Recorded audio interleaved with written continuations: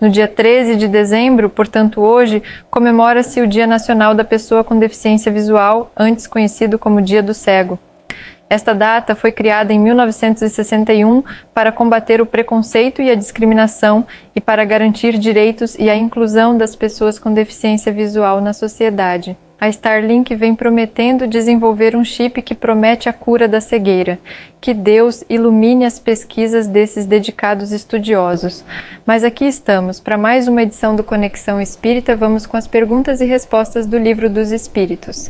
Olá pessoal, vamos pela pergunta 619.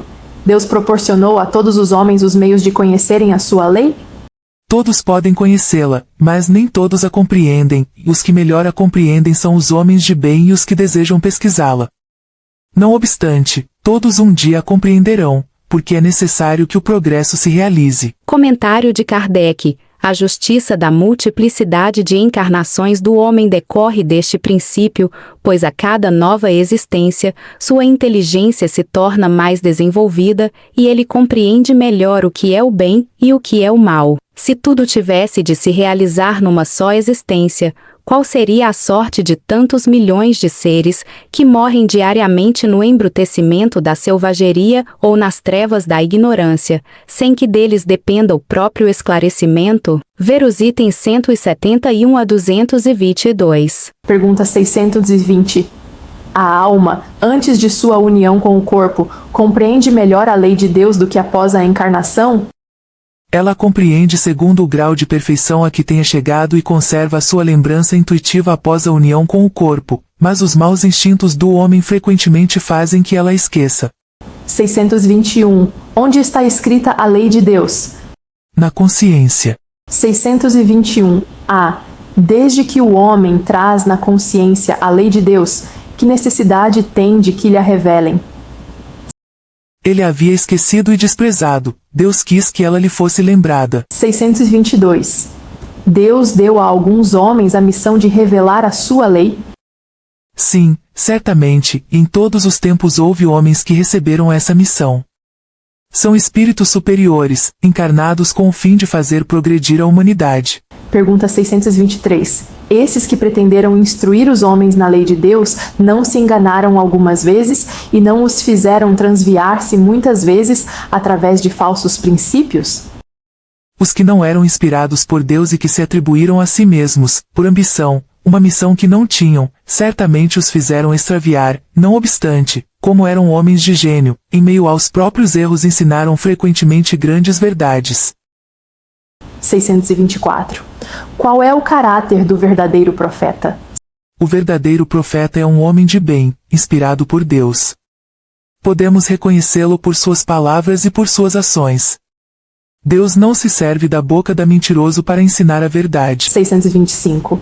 Qual o tipo mais perfeito que Deus ofereceu ao homem para lhe servir de guia e modelo? Vede Jesus. Comentário de Kardec. Jesus é para o homem o tipo de perfeição moral a que pode aspirar a humanidade na Terra. Deus no-lo oferece como o mais perfeito modelo, e a doutrina que ele ensinou é a mais pura expressão de sua lei, porque ele estava animado do Espírito Divino e foi o ser mais puro que já apareceu na Terra. Se alguns dos que pretenderam instruir os homens na lei de Deus algumas vezes os desviavam para falsos princípios, foi por se deixarem dominar por sentimentos demasiado terrenos e por terem confundido as leis que regem as condições da vida da alma com as que regem a vida do corpo. Muitos deles apresentaram como leis divinas o que era apenas leis humanas, instituídas para servir às paixões e dominar os homens. Pergunta 626. As leis divinas e naturais só foram reveladas aos homens por Jesus e antes dele só foram conhecidas por intuição? Não dissemos que elas estão escritas por toda parte? Todos os homens que meditaram sobre a sabedoria puderam compreendê-las e ensiná-las desde os séculos mais distantes. Por seus ensinamentos, mesmo incompletos, eles prepararam o terreno para receber a semente. Estando as leis divinas escritas no livro da natureza, o homem pôde conhecê-las sempre que desejou procurá-las. Eis porque os seus princípios foram proclamados em todos os tempos pelos homens de bem, e também porque encontramos os seus elementos na doutrina moral de todos os povos saídos da barbárie, mas incompletos ou alterados pela ignorância e a superstição. 627. Desde que Jesus ensinou as verdadeiras leis de Deus, qual é a utilidade do ensinamento dado pelos Espíritos? Têm eles mais alguma coisa para nos ensinar? O ensino de Jesus era frequentemente alegórico e em forma de parábolas, porque ele falava de acordo com a época e os lugares. Faz-se hoje necessário que a verdade seja inteligível para todos. É preciso, pois, explicar e desenvolver essas leis, tão poucos são os que as compreendem e ainda menos os que as praticam. Nossa missão é de despertar os olhos e os ouvidos, para confundir os orgulhosos e desmascarar os hipócritas, os que afetam exteriormente a virtude e a religião para ocultar as suas torpezas. O ensinamento dos Espíritos deve ser claro e sem equívocos, a fim de que ninguém possa pretextar ignorância e cada um possa julgá-lo e apreciá-lo com a sua própria razão. Estamos encarregados de preparar o reino de Deus anunciado por Jesus, e por isso é necessário que ninguém venha a interpretar a lei de Deus ao sabor das suas paixões, nem falsear o sentido de uma lei que é toda amor e caridade. E por último, 628. Por que a verdade não esteve sempre ao alcance de todos? É necessário que cada coisa venha a seu tempo. A verdade é como a luz, é preciso que nos habituemos a ela pouco a pouco, pois de outra maneira nos ofuscaria. Jamais houve um tempo em que Deus permitisse ao homem receber comunicações tão completas e tão instrutivas como as que hoje lhe são dadas. Havia na antiguidade, como sabeis, alguns indivíduos que estavam de posse daquilo que consideravam uma ciência sagrada, e da qual faziam mistério para os que consideravam profanos. Deveis compreender, com o que conheceis das leis que regem esses fenômenos, que eles recebiam apenas verdades esparsas no meio de um conjunto equívoco e na maioria das vezes alegórico. Não há, entretanto, para o homem de estudo, nenhum antigo sistema filosófico, nenhuma tradição, nenhuma religião a negligenciar, porque todos encerram os germens de grandes verdades, que embora pareçam contraditórias entre si, espalhadas que se acham entre acessórios sem fundamento, são hoje muito fáceis de coordenar, graças à chave que vos dá o espiritismo de uma infinidade de coisas que até aqui vos pareciam sem razão, e cuja realidade vos é agora demonstrada de maneira irrecusável.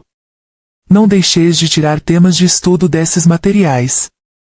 São eles muito ricos e podem contribuir poderosamente para a vossa instrução.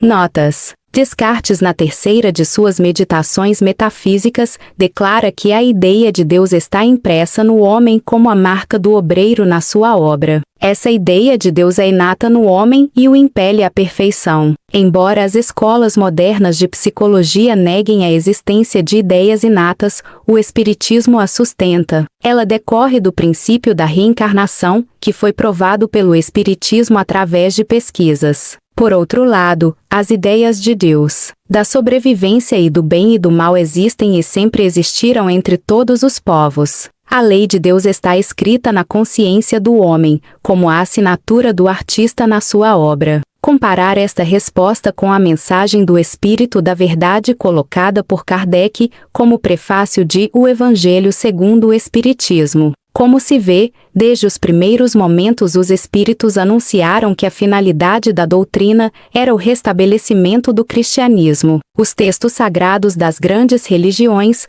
como a Bíblia e os Vedas, os sistemas de antigos filósofos, as doutrinas de velhas ordens ocultas ou esotéricas, todos encerram grandes verdades nas suas contradições aparentes. Os espíritas não devem recuar diante desses sistemas ou ver-lhes apenas as contradições, quando possuem a chave do espiritismo, com a qual estão aptos a decifrar-lhes os enigmas, descobrindo poderosos motivos de esclarecimento. Também nos sistemas modernos de filosofia ou de ciência, por mais contrários que pareçam aos princípios espíritas, uma análise verdadeiramente espírita poderá revelar a existência de grandes verdades. Comparar com 2 Timóteo 3, L6 e 17.